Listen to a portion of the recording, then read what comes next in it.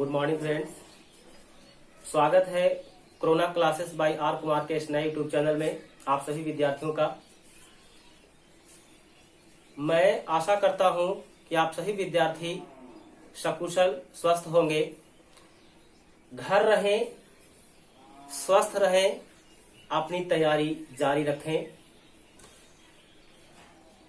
आज हम लोग बिहार बोर्ड 10वीं कक्षा का इतिहास विषय पढ़ने जा रहे हैं, जिसमें पिछले वीडियो में हम लोग पढ़े थे यूरोप में राष्ट्रवाद का उदय, जिसमें कई प्रश्नों का डिस्कशन पिछले वीडियो में हम लोग कर चुके हैं। आज का प्रश्न है कि विलियम प्रथम के बगैर जर्मनी का एकीकरण बिस्मार्क के लिए असंभव था, कैसे? विलियम प्रथम के बगैर जर्मनी का एकीकरण बिस्मार्क के लिए असंभव था, कैसे? ये आपका सवाल है, जो कि काफी इंपॉर्टेंट सवाल है। एग्जाम में कई बार ये सवाल पूछा जा चुका है। अतः मैं अपने सभी विद्यार्थियों से आग्रह करूंगा कि इस प्रश्न को नोट करने का प्रयास करेंगे। तो सवाल आपको समझ में आ रहा है। कह रहा है सवाल कि विलियम प्रथम के बगैर, जैसे आप देखिए एक शब्द लिखा है विलियम प्रथम के बगैर। बगैर का मतलब आप लोग देखिए देहाती भाषा में, लैंग्वेज में समझने का प्रयास करेंगे। जैसे कभी कभी अपने पापा से या मम्मी से, दादा से सुने होंगे बोलचाल की भाषा में कि तोरा बेगर ही काम नहीं होगा।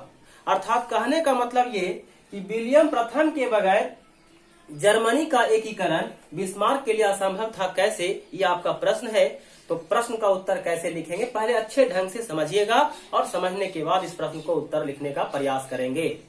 प्रश्न से ही हम लोग उत्तर बनाएंगे कि हम वास्तविक रूप से कह सकते हैं कि विलियम प्रथम के बगैर बिस्मार्क के लिए, यानी विलियम प्रथम के बगैर जर्मनी का एकीकरण बिस्मार्क के लिए असंभव था। अब देखिए ये विलियम प्रथम कौन था? तो विलियम प्रथम जो था ये प्रसा का ये सम्राट था, 1861 में बना था और यह राष्ट्रवादी विचारक व्यक्ति था। राष्ट्रवादी का मतलब अपने देश के हित के लिए बहुत कुछ अच्छा करने वाला, अपने देश के प्रति प्रेम की भावना को ये काफी आगे बढ़ाने का इन्होंने काम किया था। अर्थात ये राष्ट्रवादी व्यक्ति थे और इनके शासनकाल में जर्मनी के क्षेत्रों में औद्योगिक क्रांति की लहर उठ चुकी थी। मतलब क्या हुआ? औद्योगिक क्रांति का मतलब क्या हुआ? उद्योगों में क्रांति आ जाना क्या कहलाता है? औद्योगिक क्रांति। अर्थात इनके काल में कल कारखाना का विस्तार होना शुरू हो गया था। तो मेरा कहने का मतलब ये, हम वास्तविक रूप से कह सकते हैं कि विलियम प्रथम के बगैर जर्मनी का एकीकरण बिस्मार्क के लिए बिल्कुल असंभव था। विलियम प्रथम एक राष्ट्रवादी व्यक्ति थे जिनके शासनकाल में औद्योगिक क्रांति की लहर उठ चुकी थी, चल चुकी थी। जाहिर सा तथ्य है, जर्मनी के एकीकरण का मूल मंत्र था साम्राज्यवादी महत्वाकांक्षा। विलियम प्रथम ये जानता था कि जर्मनी के एकीकरण के लिए ऑस्ट्रिया और फ्रांस को बुरी तरह से पराजित करना होगा, हराना होगा। ये विलियम प्रथम जानता था। तो जब हराने की अगर बात आती है तो इसका मतलब कि विशाल से विशाल सेना का संगठन करना होगा। तो विलियम प्रथम एक राष्ट्रवादी विचारक शासक था या व्यक्ति था और इसके शासनकाल में औद्योगिक क्रांति की लहर उठ चुकी थी। और कहा जाता है कि अगर ऐसा राजा या शासक नहीं होता किसके जैसा? विलियम प्रथम के जैसा, तो बिस्मार्क जो है प्रसा का चांसलर कभी नहीं बनता। अर्थात प्रसा का चांसलर ये नहीं बनता और ना तो जर्मनी के एकीकरण के सपना को पूरा कर पाता।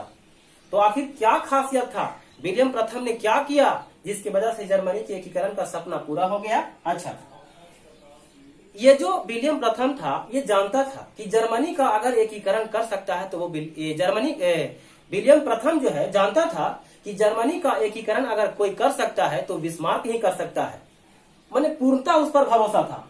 और विलियम प्रथम यह भी जानता था कि जब तक कि ऑस्ट्रिया और फ्रांस को बुरी तरह से पराजित नहीं किया जाएगा, हराया नहीं जाएगा, तब तक जर्मनी के एकीकरण का सपना पूरा नहीं होगा। इस काम को बिस्मार्क ही कर सकता है। अतः अतः इसके द्वारा विशाल सेना का संगठन करने की योजना बनाई गई। किसके द्वारा? बिस्मार्क के द्वारा विशाल सेना का संगठन बनाने की योजना बनाई गई। तो जब आप सोचिए कि जब बिस्मार्क के द्वारा विशाल सेना का संगठन की योजना बनाई जाती है, ठीक है, ढेर सारे दरबार में हम सैनिक सेनापति नियुक्त कर लेंगे, तो उनके लिए सही समय पर वेतन चाहिए, पैसा चाहिए।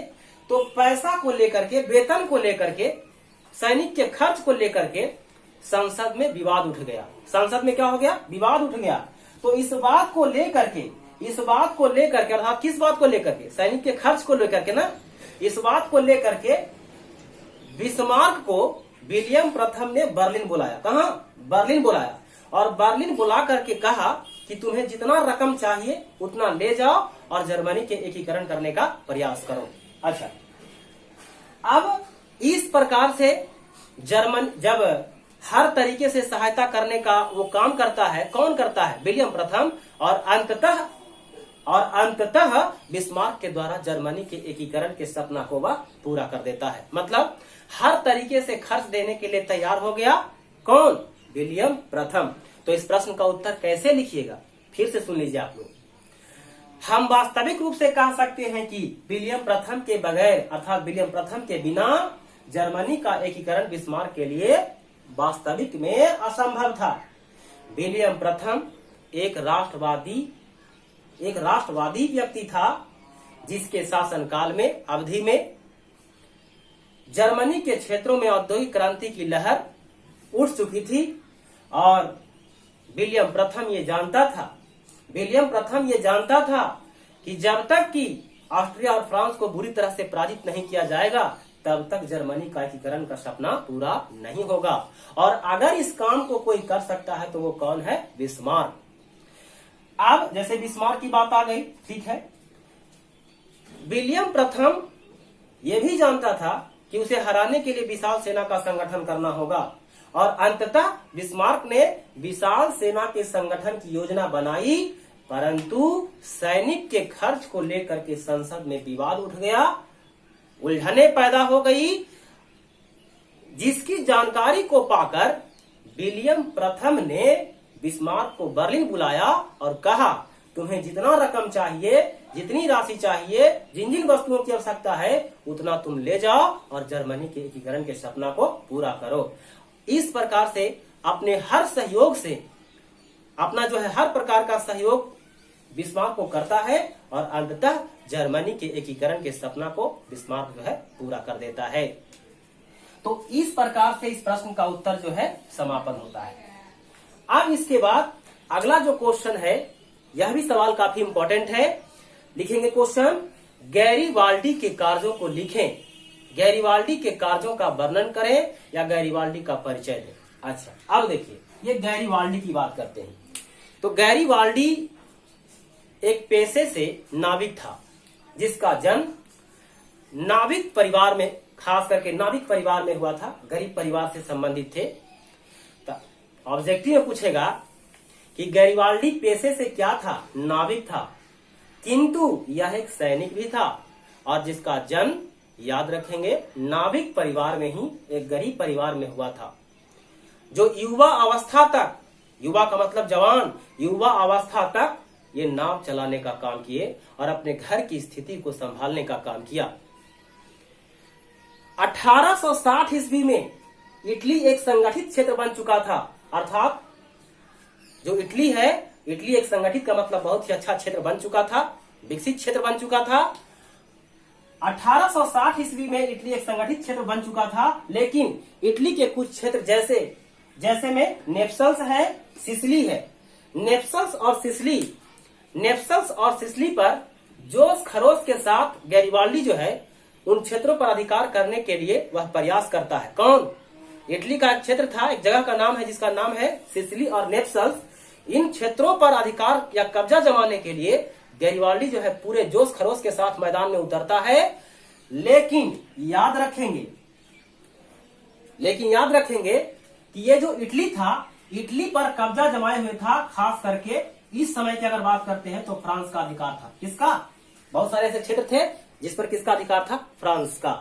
और फ्रांस के पास जो सैनिक था 8,000 और जबकि ये अगर गैरिबाल्डी की बात करते हैं तो इसके पास मात्र 1000 सैनिक था, जो मैंजनी के समर्थन को पा करके 1833 की बात है, मैंजनी का समर्थन मिला 1833 में और 1000 सैनिकों के साथ यह जो है युद्ध करता है, जिसमें ये इटली की ओर से है और ये फ्रांस अलग है। युद्ध करता है लेकिन युद्ध में बुरी तरह से गैरिबाल्डी का हार हो जाता है, लेकिन ये अपने प्रयास को जारी रखता है और जब ये हार जाता है तो खास करके ये भाग जाता है कहां? अमेरिका भाग जाता है। और ऐसा कहा जाता है कि 72 महीना खास करके वहां रहता है, 72 महीना वहां रहता है और उसके बाद 1854 ईस्वी में पुनः वह इटली वापस आता है। तो मेरा कहने का मतलब ये कि जब ये गैरिबाल्डी हार जाता है तो हारने के बाद अपना, जैसे अभी मैंने कहा कि मैंजनी का ये समर्थक था, गैरिबाल्डी मैंजनी का समर्थक था, मैंजनी के विचारों से प्रभावित था, लेकिन जो गैरिबाल्डी काम कर रहा था उसका विरोध करने का काम काउंट काबूर के द्वारा किया गया।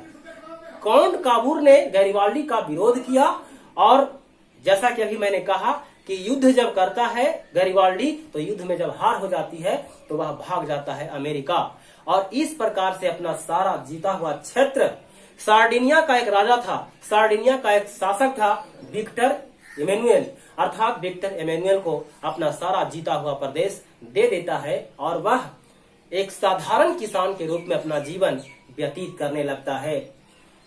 हमारे भारतीय इतिहास जो आधुनिक इतिहास है, इस आधुनिक इतिहास में हमारे भारत देश के एक महान क्रांतिकारी नेता थे जिसका नाम है लाला लाजपत राय। लाला लाजपत राय, जिसे पंजाब केसरी के नाम से जाना जाता है। लाला लाजपत राय ने गैरिबाल्डी के जीवनी को लिखने का उन्होंने काम किया था, चूंकि गैरिबाल्डी के द्वारा बहुत ही अच्छा काम किया गया था। खास करके ये जो इटली था, इटली के क्षेत्रों में वह जो है विकास करना चाहते थे। तो इस प्रश्न का उत्तर भी समापन होता है, लेकिन फिर से इस प्रश्न को समझने का प्रयास करेंगे। प्रश्न के उत्तर को, सवाल है कि गैरिबाल्डी का परिचय दें या गैरिबाल्डी के कार्यों को लिखें। गैरिबाल्डी पेशे से एक नाविक था किंतु एक सैनिक भी, ऑब्जेक्टिव में भी सवाल पूछ सकता है। और गैरिबाल्डी के द्वारा, गैरिबाल्डी याद रखेंगे, पिछले वीडियो बताए होंगे, गैरिबाल्डी के लिए तलवार शब्द का प्रयोग किया गया है। कौन से? तलवार, याद रखेंगे।